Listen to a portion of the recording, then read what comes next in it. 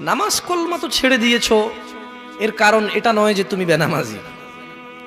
তোমার নামাজ কলমা ছাড়ার কারণ ভিন্ন। তুমি মনে করো আর কি তোমার মন চায় না, তুমি পারো না, তাই তুমি নামাজ পড়ো না। আসলে তোমার তাওহীদে সমস্যা। কোথায় সমস্যা? মানে আল্লাহ, মানে আল্লাহ কে? আল্লাহ তিনি যে তোমার হিসাব নিতে সক্ষম এবং তিনি যে তোমার হিসেব নিবে, তুমি এটা পরিপূর্ণভাবে বিশ্বাস করো না, তাহলে তো তুমি নামাজ পড়তে। তুমি মনে করো আর কি তুমি নামাজ পড়ছো না, তুমি গাফেল। এই জন্য তোমাকে বলেছি আল্লাহকে ভয় করতে হবে। ফর এক্সাম্পল, আল্লাহ নামাজ ফরজ করেছে। কে নামাজ ফরজ করেছে? আল্লাহ। মুয়াজ্জিন আজান দেয়, তুমি নামাজ পড়ো না। তুমি মনে করো তোমার দান সাদাকা তোমাকে উদ্ধার করবে? তোমাকে ভুল শিখিয়েছে।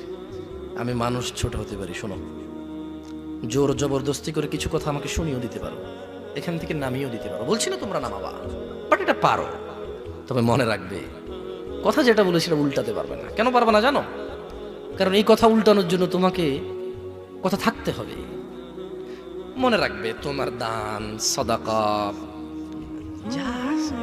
হিসেবই হবে না। তুমি কি মনে করো হিন্দু লোককে আল্লাহ প্রশ্ন করবে কিয়ামতে, এ হিন্দু, এতগুলা বুতকে পূজা করছিস, ঠিক আছে বল নামাজ কেন পড়িসনি? ও তো মুশরিক। বুঝুনি মনে হয়? এটা স্কুল, এটা স্কুল, এখানে আমি পড়ি না, আমার কি পরীক্ষা হবে? আমার কি পরীক্ষা হবে? বুঝাইতে পারিনি মনে হয়। তো যে মুশরিক, তার নামাজ রোজা হজ যাকাতের হিসাব কিসের হিসাব? সে তো অলরেডি এমন অপরাধী যা ক্ষমাযোগ্য নয়। যা কি নয়?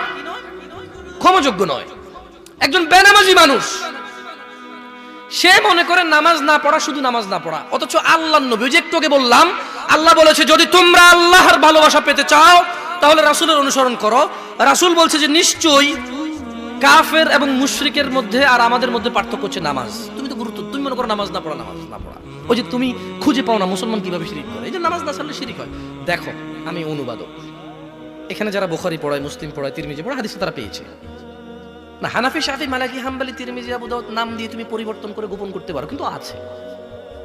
ফয়সালা তো আল্লাহ করবে যে এভাবে হয় নাকি সিস্টেম, ইসলামকে বিভক্ত করা এবং কিয়ামত দিবসে রাসূলের অনুসরণের বাইরে কোনো অনুসরণের হিসাব নেওয়া হবে কিনা, সেটা তো আল্লাহ ফয়সালা করবে।